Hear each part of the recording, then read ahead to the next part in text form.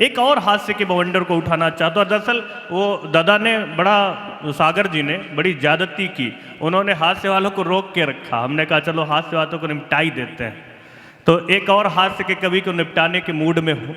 मेरा मन है अंतु झक्कास जी, जो वाकई एक बहुत श्रेष्ठ कवि हैं, हमारे बीच में उपस्थित हैं। मैं उन्हें आमंत्रित करूं। एक वाकया याद आता है कि ये इस गर्मी में रोज़ सवेरे 10 बजे घर से निकल जाते, रोज़ शाम को 5 बजे के वो घर वापस आते। एक दिन मैंने पूछ लिया, मैंने कहा जाते कहाँ? बोले बैंक जाते हैं। मैंने कहा रोज़ बैंक जाते हो? बोले हाँ रोज़ जाते हैं। हमने कहा काहे? बोले 100 रुपया जमा करते हैं।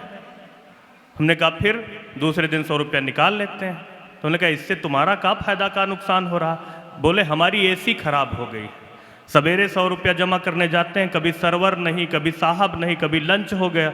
हम 10 बजे से 4 बजे तक एसी में सोते हैं, शाम को फिर वापस आ जाते हैं।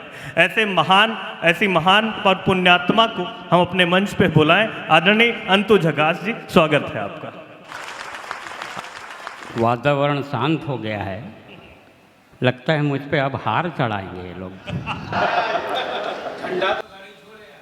मेरे बारे में बहुत सारी बात की है गोविंद भैया ने। मैं 4 पंक्तियां पढ़ता हूं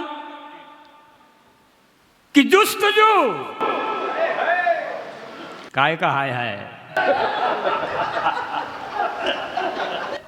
तो वो वाला हाय हाय हो गया ये। जुस्तजू तुमसे थी मिलने की कई सालों से, तुमसे मिलना सुखद एहसास नजर आता है, और दूर से देखने में क्या खास नजर आता है, पास आकर देखो तब झकास नजर आता है। तालियां बजाते रहो साहब, बहुत सारी बातें हो जाती है। अभी एक छोटी बच्ची ने इस मंच की शुरुआत की, बहुत अच्छा लगा, बहुत अच्छा पढ़ा। मैं उसके भविष्य, उज्जवल भविष्य की कामना करता हूँ। बहुत सारी परेशानी हो जाती, छोटी छोटी बातों से हाथ से पैदा करूँगा। मेरा नाम झकास कैसे पड़ा? वो असली में ऐसा हुआ कि जब मैं पैदा हुआ तो मेरे माँ बाप दोनों हंस रहे थे। उधर से दादी आई, दादी ने पूछा आप हंस क्यों रहे हैं? तो दादी को बताया गया, क्या बताएं मम्मी, ये बच्चा दिखाई नहीं दे रहा है। तो उधर से फिर दादी ने, नामांकन का वक्त आया गोविंद भैया, नामांकन का वक्त आया तो फिर दादी से पूछा गया इसका नाम क्या रखें? तो दादी बोले रख दो झकास, कम से कम महसूस तो होते रहेगा। तो अपन महसूस होने वाले आदमी हैं। एक जोरदार तालियां बजा दो, इसके बाद ताली नहीं मांगूंगा मैं, क्योंकि तालियां भी 3 प्रकार की होती है। मैं सफर कर रहा था बोगी में, जैसे अपन तालियां कैसे 3 प्रकार की होती है साहब, जैसे अपन भगवान की आराधना अर्चना में बजाते हैं मंदिर में, हैं? एक ताली आप हमारी कविता और हमारे सम्मान में बजाते हैं, और एक ताली तो वो बजाते हैं।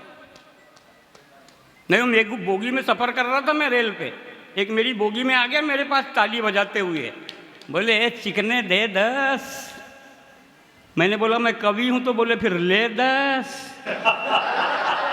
तब से अपन ने ताली मांगना बंद कर दिया साहब, बड़ी परेशानी हो जाती है। सफर में रहो कविताएं बन जाती है। मेरी बीवी की तबीयत खराब हो गई। एक दिन मेरे को डॉक्टर के पास लेके जाना था गोंदिया, उसको मैंने उसको ट्रेन में बिठाया। जैसे ही ट्रेन में बिठाया तो ट्रेन चलने लगी, तो सामने वाली सीट पे एक खूबसूरत महिला आकर के बैठी। अपन तो जैसा देखते हैं वैसा लिखते हैं साहब। शब्दों को साधना, पहले महसूस करो, घटनाओं को घटने दो, तब जाकर के कविताएं बनती हैं। तो ट्रेन चली, एक खूबसूरत महिला मेरे सामने वाली सीट पे आके बैठी। जैसे ही बैठी तो एक भिखारी उसके पास आ गया खड़ा, और वो हाथ में सिक्के उछालता हुआ किस गीत पे भीख मांग रहा है देखिए आप। चले गया उसके पास, ट्रेन चल रही है, लेडीज बैठी है, भिखारी भीख मांग रहा है। यह जन्म जन्म का साथ है तुम्हारा हमारा, तुम्हारा हमारा। वो मैडम परेशान, बोले दादा छुट्टे नहीं, आप चले जाइए। यह जन्म जन्म का साथ है तुम्हारा हमारा, तुम्हारा। दादा आपको बोली ना छुट्टे नहीं, आप जा सकते हैं। और इस जन्म में पैसे नहीं दोगी तो लूंगा जन्म दोबारा। और जन्म जन्म का साथ है तुम्हारा हमारा और तुम्हारा हम, बड़ी परेशानी हो जाती है। सफ़र में रहो कविताएं बन जाती है। मेरी ट्रेन जाकर के रुकी गोंदिया में, और जैसे ही रुकी तो बहुत सारे लोग अपना खाद्य पदार्थ लेकर के आ जाते हैं, वो बेचने लगते हैं फिर प्लेटफॉर्म पे।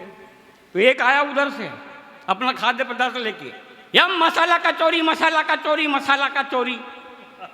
मैंने कहा तेरा मसाला का चोरी हो गया तो तू रेलवे प्लेटफॉर्म पे क्या कर रहा है? पुलिस स्टेशन जा, वहाँ रिपोर्ट लिखा। एक उधर से आया, या बड़ा पाव, बड़ा पाव, बड़ा पाव। मैंने कहा पाव बड़ा हो गया तो हॉस्पिटल जाओ। अब कवि कुछ भी कर सकता है, मगर कविताएं निकल जाती साहब। एक उधर से आया, या बड़ा गरम, बड़ा गरम, बड़ा गरम। मैंने कहा छोड़ दे, छोड़ दे, छोड़ दे। वो बोले बड़े गरम, बड़े गरम, बड़े गरम। मैंने कहा छोड़ दे, छोड़ दे, छोड़ दे। वो बोले छोड़ दूंगा तो तेरा जाएगा क्या, और बड़े गरम नहीं बेचूंगा तो परिवार खाएगा क्या। कविताएं हो जाती है, कविताएं। फिर मेरी ट्रेन नागपुर में जाके रुकी। जैसे ही रुकी तो एक खूबसूरत महिला मेरे सामने वाली सीट पे आके बैठी। मेरा सौभाग्य है वो। जैसे ही बैठी तो मैंने उसे देखा, उसने मुझे देखा। अच्छा नहीं, फिर मैंने उसे देखा, उसने मुझे देखा। फिर मैंने उसे देखा, उसने मुझे देखा। एक कवि सम्मेलन में लाइन बार बार दोहरा रहा था मैं, तो एक बच्चे का दिमाग खराब हुआ। वो उठा और बोले झकास आगे क्या हुआ? मैंने कहा नालायक आगे फिर तू ही तो हुआ। फिर मैंने उसे देखा, उसने मुझे देखा। दोनों की आंखें चार हुई, एक बार नहीं 100 बार हुई। वो मुझे देखकर हंसी। मैंने कहा झकास हंसी तो तालियां बजाओ। समझदार श्रोता बैठे, लिखने वाले श्रोता बैठे। उसने मुझे देखा, मैंने उसे देखा। दोनों की आंखें चार हुई, एक बार 100 बार, एक बार नहीं 100 बार हुई। वो मुझे देखकर हंसी। मैंने कहा झकास हंसी तो फंसी। चलो एक शेर उसकी तरफ लिखकर बढ़ाया जाए, उसको भी आजमाया जाए। मैंने एक शेर उसकी तरफ लिखकर बढ़ाया। यूं शर्माने से फायदा क्या है, हौले हौले मुस्कुराने से फायदा क्या है। अभी तो हम सफर में हैं, ज्यादा इतराने से फायदा क्या है। तो तुरंत उधर से जवाबी शेर आया, जूते खाने से फायदा क्या है, टांग तुड़वाने से फायदा क्या है, और 4 बच्चों की माँ हूं मैं, मुझको पटाने से फायदा क्या है। बड़ी परेशानी हो जाती है। अपन तो जैसा देखते वैसा लिखते साहब। आज ये महाकुंभ है, अपन कुंभ के मेले में चले गए एक दिन। कुंभ के मेले में लाखों की भीड़, और भीड़ के अंदर एक 100 kg की आंटी चले जा रही थी। 100 kg की आंटी, उसके पीछे कुत्ता, और कुत्ते की संकल पकड़ करके अंकल चल रहे थे। मैंने कहा झकास यहाँ तो हाथ से पैदा हो रहा है। अपने अंकल के पास गए, हमने कहा अंकल जी नमस्ते। बोले नमस्ते। हमने कहा अंकल ये कुत्ता, बोले घुमाने के लिए। और हमने कहा आंटी, बोले रास्ता बनाने के लिए।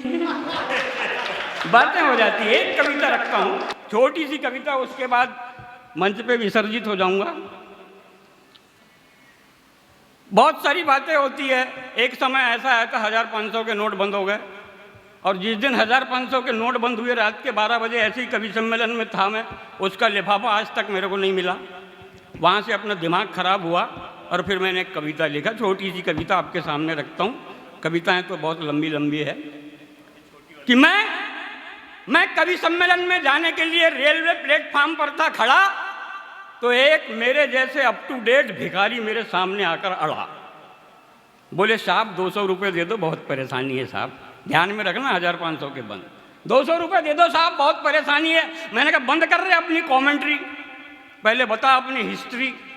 उसने हिस्ट्री बताया। क्या बताऊं साहब, माँ बीमार है, बाप फरार है, छोटी बहन को मलेरिया है, बड़ी को लवेरिया है, पत्नी भी काम पे जाती है तो 4-4 दिन को घर को नहीं आती है, आती तो अपना बॉयफ्रेंड साथ में लाती है। क्या बताऊं, बहुत टेंशन में जी रहा हूँ, दिन में सिगरेट और रात को दारू पी रहा हूँ। क्या बताऊं, बहुत टेंशन में जी रहा हूँ, दिन में सिगरेट और रात को दारू पी रहा हूँ, मगर आज पहली बार अपने मान और सम्मान, स्वाभिमान को खूंटी पे टांग रहा हूँ। अरे 500 की गड्डी मेरे जेब में है, मगर मजबूरी वश आपसे 200 रुपये मांग रहा हूँ। 500 500 की गड्डी मेरे जेब में है, मगर मजबूरी बस आपसे 200 रुपये मांग रहा हूँ, क्या मैं कुछ गलत कर रहा हूँ? मैंने कहा नहीं यार, तू तो बिल्कुल सही कर रहा है। तो बोले ला 200 निकाल। मैंने कहा ये 1000 संभाल, तू 200 पे क्यों अड़ा है? अरे 1000 की गड्डी मेरे भी जेब में है, ये समझ ले कि तेरे से भी बड़ा भिखारी तेरे सामने खड़ा है। ये समझ ले कि तेरे से भी बड़ा भिखारी तेरे सामने खड़ा है, मगर ये भिखारी तुझ जैसे मान सम्मान और स्वाभिमान को खूंटी पे नहीं टांगता है। अरे तो कवि सम्मेलन के मंचों पे जाकर मात्र श्रोताओं के दोनों हाथों की तालियां मांगता है, दोनों हाथों की तालियां।